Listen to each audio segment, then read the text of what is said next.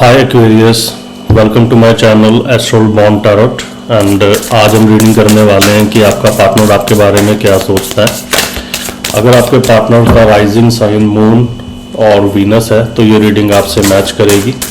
और अगर आप चैनल पे न्यू हैं तो प्लीज़ चैनल को लाइक शेयर सब्सक्राइब करें। लेट्स सी कि आपके पार्टनर आपके बारे में क्या सोचते हैं।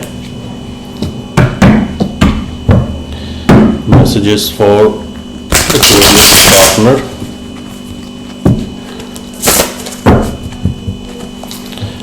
messages for Aquarius partner।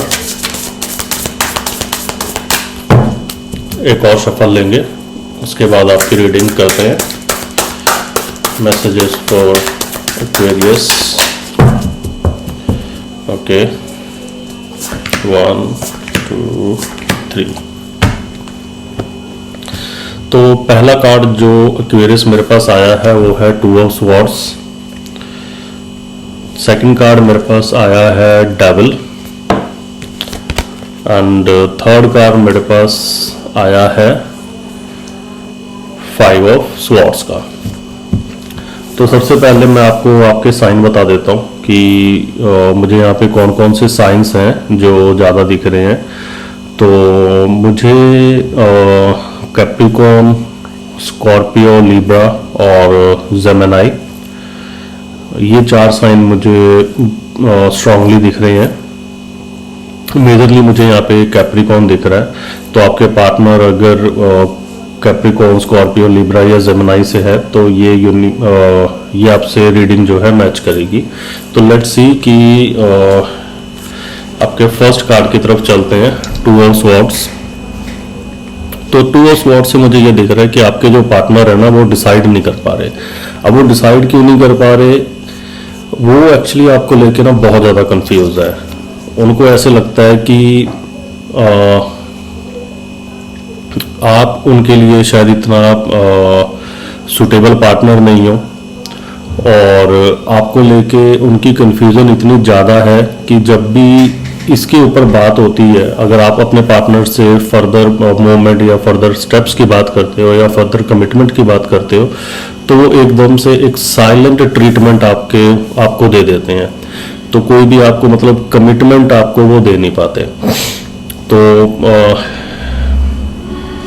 प्यार तो वो आपसे करते हैं, बट लेट्स से कि आपको लेके ना वो 2 रास्तों पे खड़े हैं कि मुझे इस पार्टनर के साथ जाना चाहिए या इस पार्टनर के साथ नहीं जाना चाहिए। तो कंफ्यूजन की एनर्जी यहाँ पे बहुत ज़्यादा है।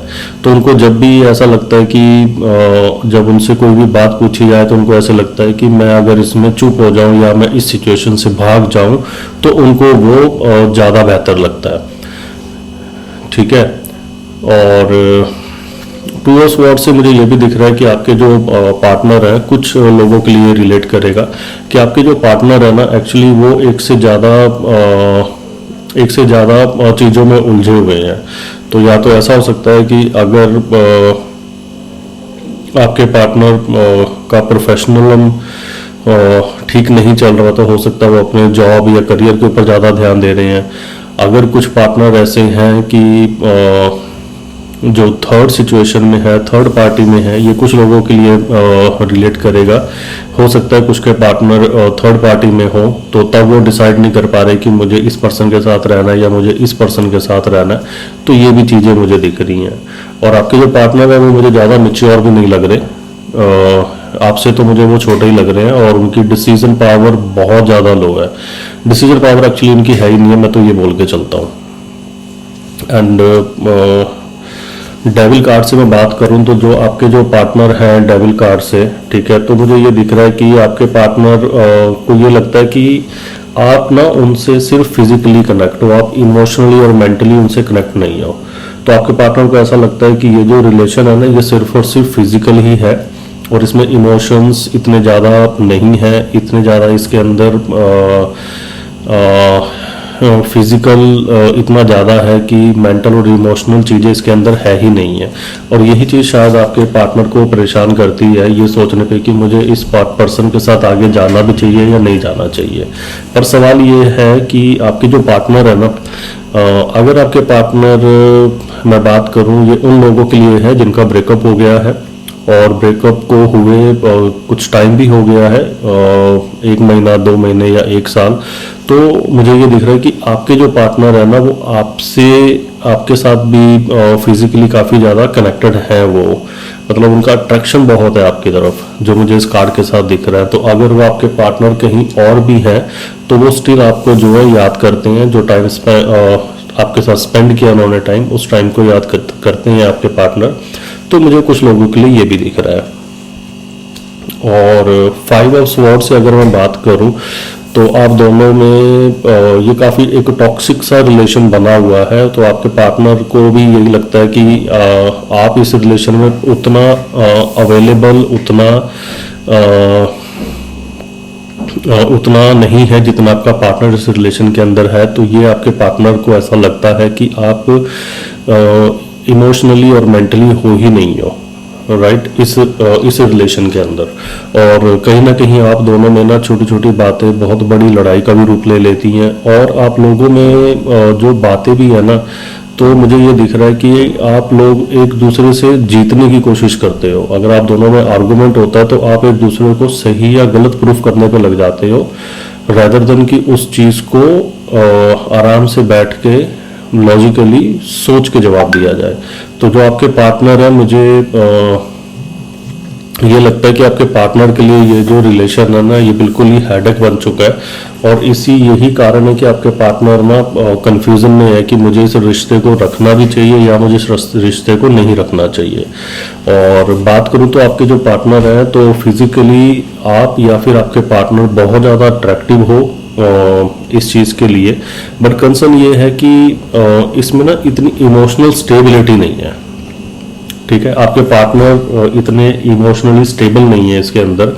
वो सर्च तो कर रहे हैं कि मुझे एक इमोशनल स्टेबिलिटी मिले, मुझे मेंटल पीस मिले, बट कंसर्न ये कि आप दोनों की जो रिलेशन मुझे दिख रहा है, तो ये एक कार्मिक रिलेशन मुझे दिख रहा है। हो सकता है कि शायद आपके पार्टनर पहले इतने ज़्यादा सीरियस ना हो और उस टाइम पे आप बहुत ज़्यादा सीरियस हो, एंड जब आपके पार्टनर ने थोड़ा सा एफर्ट डालना शुरू किया तो हो सकता है कि शायद आपने उतने एफर्ट्स डालने कम कर दिए हो। और यही चीज़ जो है आपके पार्टनर को सोचने पे मजबूर करती है कि हमें इस रिलेशन को आगे लेके जाना चाहिए या हमें इस रिलेशन को आगे नहीं लेके जाना चाहिए। क्योंकि यहाँ पे क्या है ना, मुझे दिख रहा है कि आपके पार्टनर को ऐसा लगता है कि शायद आप भी थक गए हैं इस रिलेशन को खींचते खींचते, और वो भी थक गए हैं इस रिलेशन को खींचते खींचते। बट कंसर्न ये है कि कहीं ना कहीं आप लोग जुड़े हुए हो, तो आपको ऐसा लगता है कि शायद टाइम के साथ चीज़ें हमारी ठीक हो जाएंगी या फिर टाइम के साथ कुछ चीज़ें बदल जाएंगी। बट अभी तक तो मैं बात करूं तो मुझे ये सिचुएशन जो है ठीक होती हुई अभी तो नहीं दिख रही है, बट कुछ टाइम के बाद जरूर ठीक हो जाएंगी।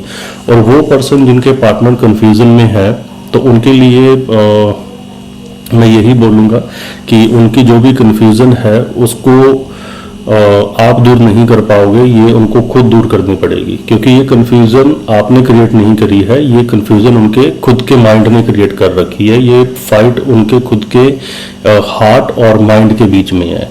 तो इस कंफ्यूजन को आप दूर नहीं कर पाओगे। और एक्वेरियस, आपके लिए मेरी एडवाइस यही है कि देखो, जो पर्सन आपसे प्यार करेगा, जो मुझे कार्ड्स अभी बता रहे हैं कि जो पर्सन आपसे प्यार करेगा ना, वो डाउट लेके नहीं आएगा, उसके मन में डाउट नहीं होगा आपको लेके।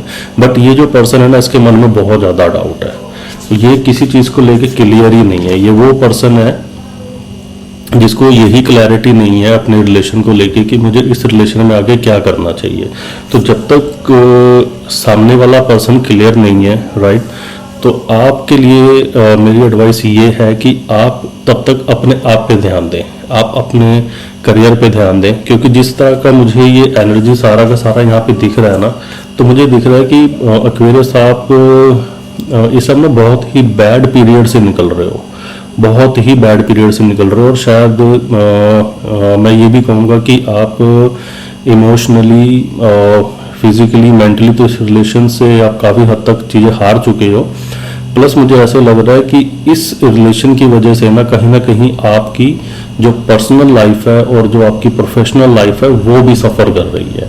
तो देखो, लव लाइफ के लिए तो मैं आपको भी यही बोलूँगा कि ये अभी थोड़ा टाइम टेकिंग प्रोसेस होगा, बट अगर आप अपनी पर्सनल लाइफ पे ध्यान दें, अपने पर्सनल फंड्स के ऊपर ध्यान दें, तो वो मैनेज करना आपके लिए बहुत ज़रूरी है। क्योंकि ये चीज़ें मुझे दिखा रही हैं कि शायद आपकी जो फाइनेंशियल लाइफ है ना, वो भी बहुत ज़्यादा डिस्टर्ब हो रखी है। एंड जस्ट बिकॉज कि एक पर्सन क्लियर नहीं है डजेंट मीन कि आप सारी लाइफ उसके लिए या उसके आप क्लियर होने का वेट करोगे। तो आपके लिए मेरी एडवाइस यही है कि आप अपने पे ध्यान दें, सेल्फ लव करें, राइट। एंड आई होप ये रीडिंग आपसे रेजोनेट की हो। अगर रीडिंग आपको अच्छी लगी तो please like, share, subscribe and see you in the next video. Meanwhile sleep tight, bye bye, take care.